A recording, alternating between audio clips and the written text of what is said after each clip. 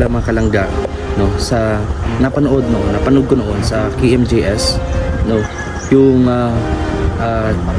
lalaki na wala na pong buhay yung King Cobra, tapos pinaglaruan nila yung ulo, no, nilapit sa kamay, kumagat yung cobra kahit putol na yung kanyang ulo. Ayun, nawala, namatay din yung lalaki kahit na yung cobra ay patay na.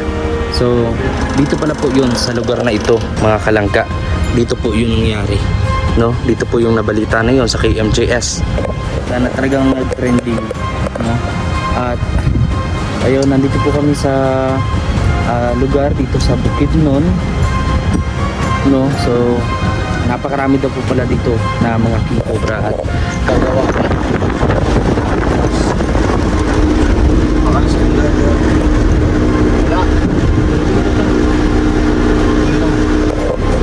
wala pa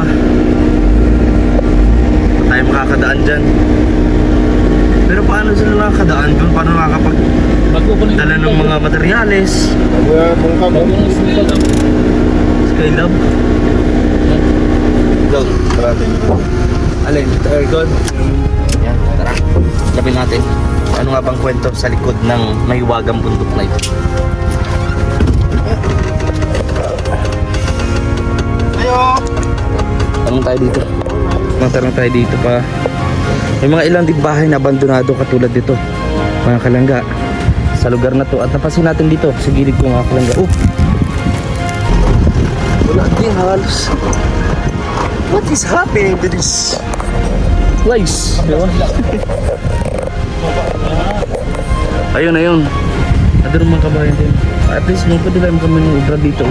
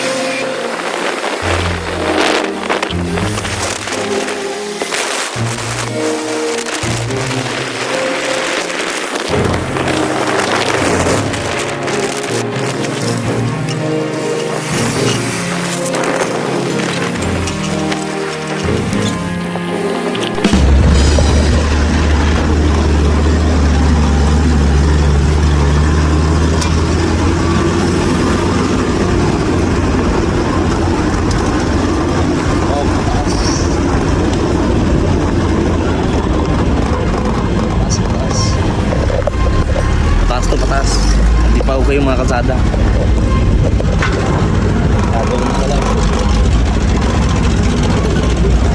Uy, tagilid. Mga tagilid.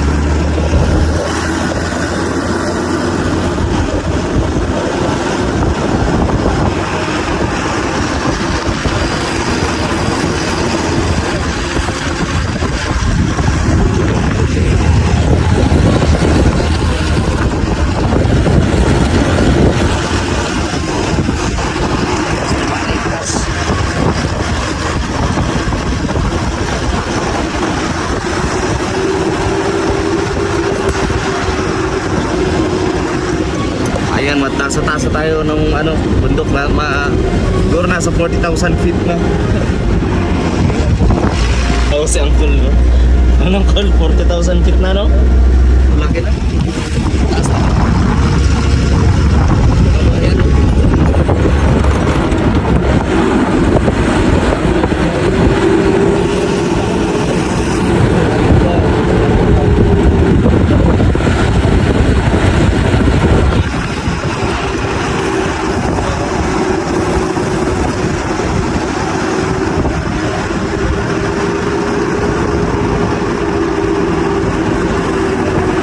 Yan, pa-increase po tayo. Siguro mag 50,000 feet na to.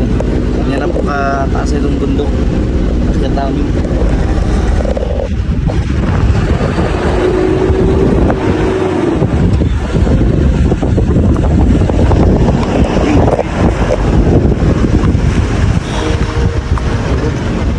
Yung lalim, ayan.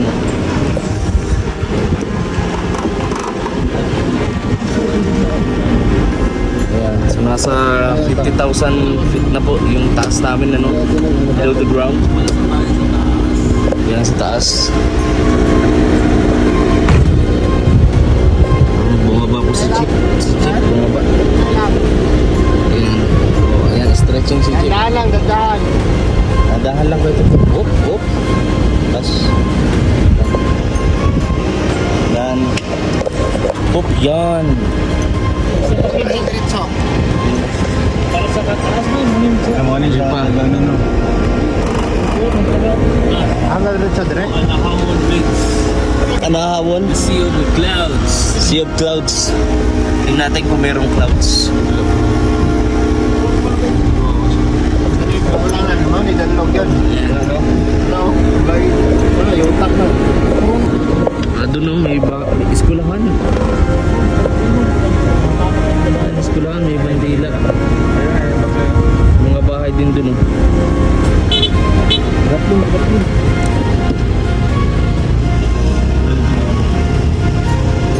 Ay, magkaparahon. So, hanap tayo dito ng view. Or I mean, Magpili ka ba? tulungan sa area dito. Sa Anahawon. Anahawon. Yun. Valencia. Taas-taas yan, oh. Taas yan. Taas. Isa ba, oh? Kapatid sa. Pwede tayong matindi dyan. Kung dyan tayo pupunta. Magagonin din ang plastic nila dito, oh. Wala, di ako.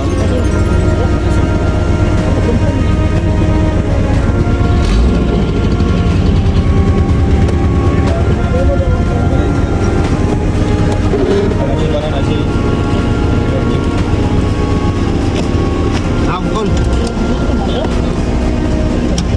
Tara. Baba tayo.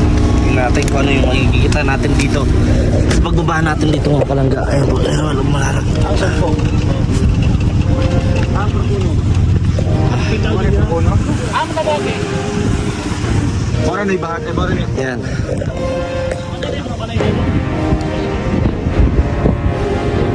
Kita niyo po yung view, no, sa buong lugar po dito sa Valencia. Dito po yun. Nasa Anahawon kami.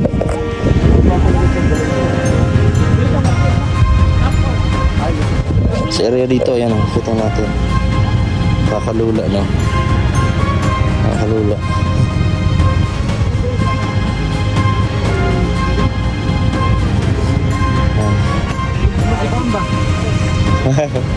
Wala ka nung? Nalula ka?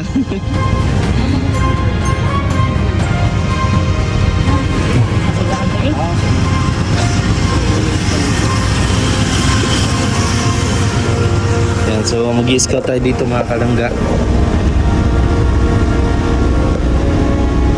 At dito na matutulungan tayo. Sa likuran natin mga kalangga. Ayan, dito sa likod dito. Kasi ito yung harap. Dito naman yung likuran. Kita natin. Ay may mga ilang pa dito mga kabahayan. At maging nga yun na chapel siguro o simbahan. Pero may nakalagay po kasing flag eh. Ayan. At syempre meron na dito ang kabahayan. Sa area dito may bahay din. Yan yung mga kabahayan. Ayan. So siguro dito na tayo daan. Joke lang. Yoko pa. Yan o, matarik. So under construction po ang kalsada dito, ano, sa barangay Anahawon dito sa Valencia. So ano yung magagawa namin dito? Tanong-tanong tayo, coordinate tayo sa mga datu sa barangay, no? So yun na may ginagawa natin. Scout tayo, kailangan natin ng proper permission, no, para legal yung ating pagpunta. So comment down below kayo mga kalangga sa next na pupuntahan natin na area kung saan tayo gahatid ng pagtulong. So comment po kayo mga kalangga. Samahan niyo po kami sa araw na to, and huwag niyo kalimutan na i-subscribe ang ating YouTube channel. Tara. So yun mga kalangga, at ito na, akit na kami. Ito mataas to.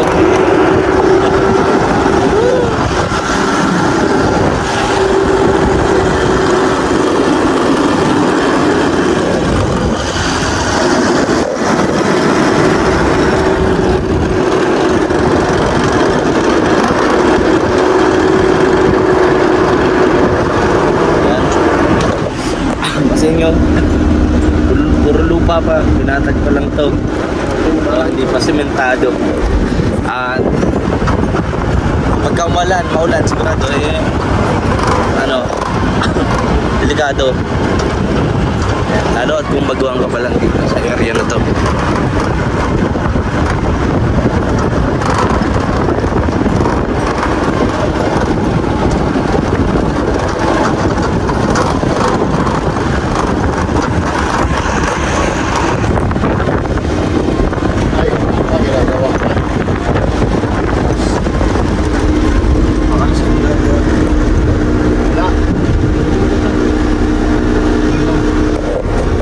Wala pa.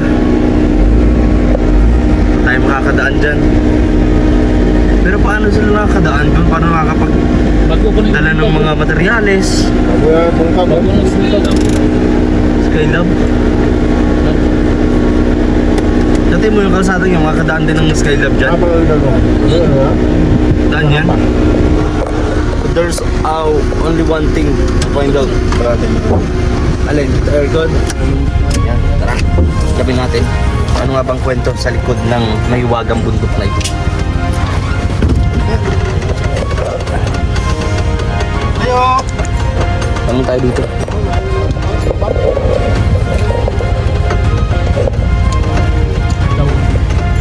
Ano kaya ang kwento sa mahiwagang bundok na ito, no? Tatanong mo si Uncle Toto.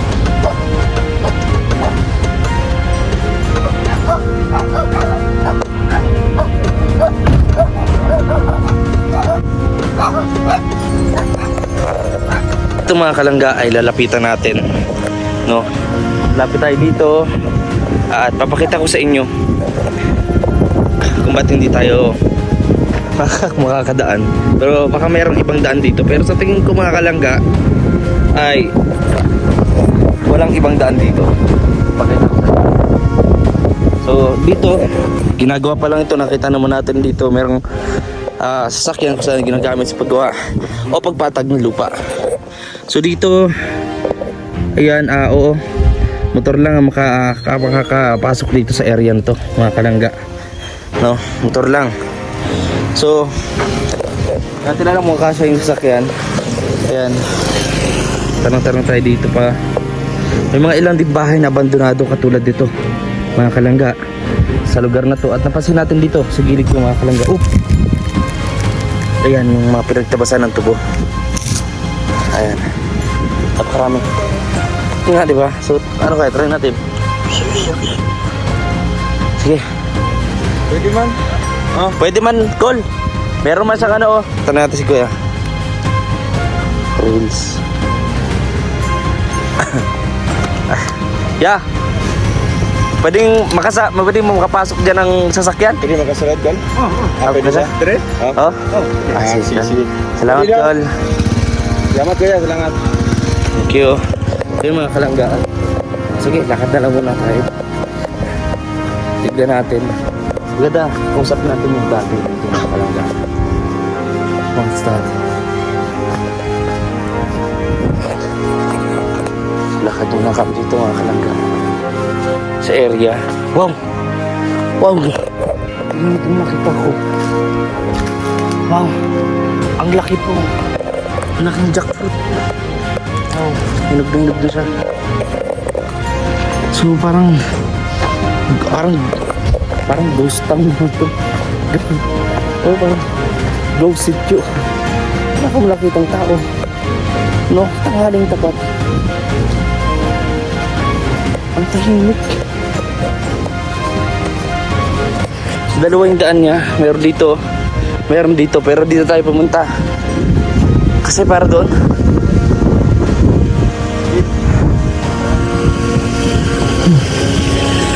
Ito. Alas 12. Kung sa ibang pinupuntahan natin sitio, marami ng mga tao. Dito, wala mo na tayo makitang tao. Tao sa malahat. Sa kanila. Sa sakahan. Pero syempre may matitira pa dyan, di ba? Oh, matindahang sarado. Di ba? Yan, abandonadong mga bahay. Walang halos. Ito din, wala oh, abandonado. Ito din, wala din halos. What is happening to this place? Di ba? Ayun, ayun. Ito naman kabayan din. At least may pwede lang kami nubra dito. Wala tayong subject dyan daw. Nagro-try, ito walang yatuan natin ko. Tabi to siguro. Tabi to siguro. Sila, Abang sumindel lang. Sumindel na ragyan. Wala. Dito, batik siya ito.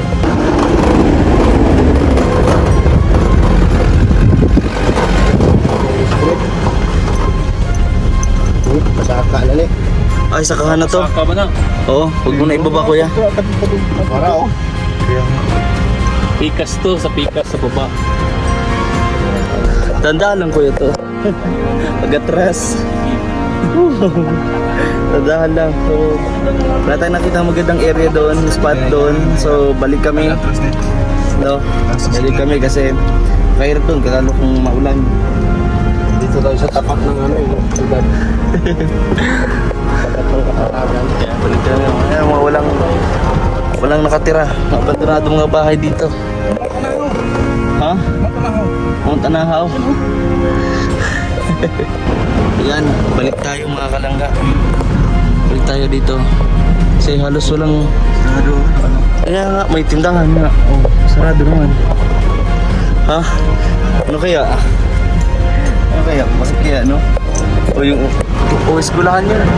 Parang wala din naman estudyante. Sige, tapos na ba? Ah, closing na? O, yun na nga eh. Closing na. Kung sabihin, nandito yung mga bata. Nasa umang. Sa mga ganun. Siya? Walang natitira sa mga bahay-bahay? Uy! Wala. Buti alam ni Kuya Victor, no?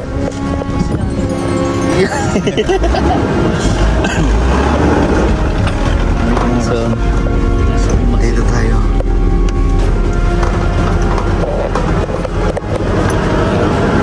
Ito yung kanina, yung sa...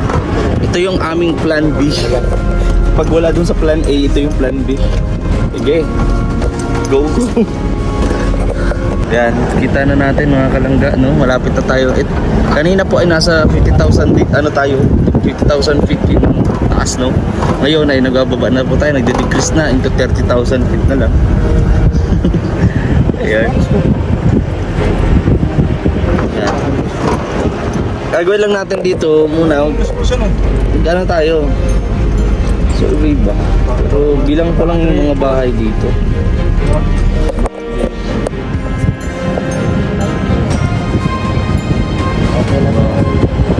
Abot yung kalsada dito mga kalangga. Tara, check natin. Ayan, ayun yung mga kabataan. Ayan. So dito tayo mga kalangga at tingnan natin sila. Usapin natin sila sa purpose natin kung ba tayo nandito.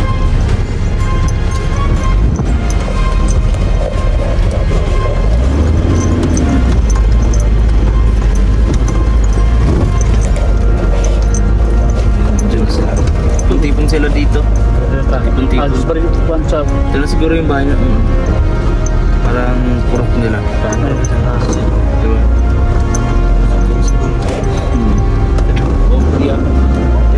Okay. So nandito na tayo guys. Let's go. Mga kalangga at nandito na kami. So nag-uusap po sila dyan. Nila Dato, nila Ninong. So nabalitan ko rin po pala mga kalangga, no, sa napanood ko noon sa KMJS, no, yung lalaki na wala na pong buhay yung King Cobra, tapos pinaglaruan nila yung ulo, no, nilapit sa kamay, kumagat yung cobra kahit putol na yung kanyang ulo, ayun at nawala, namatay din yung lalaki kahit na yung cobra ay patay na. So dito pala po yun sa lugar na ito mga kalangga, dito po yung nangyari, no? Dito po yung nabalita na yun sa KMJS na talagang trending, no? At ayun, nandito po kami sa lugar dito sa Bukidnon, no? So napakarami daw po pala dito na mga king cobra at matatapang di umano at nangahabol pa. So kaya doble ingat tayo dito mga kalangga, at ayun, hanap tayo ng mga matutulungan sa area dito. So searching po kami mga kalangga, mas maraming lugar, mas maraming mas maganda, diba? Samahan niyo po kami mga kalangga at sa mga susunod pa ng mga vlogs natin ng videos.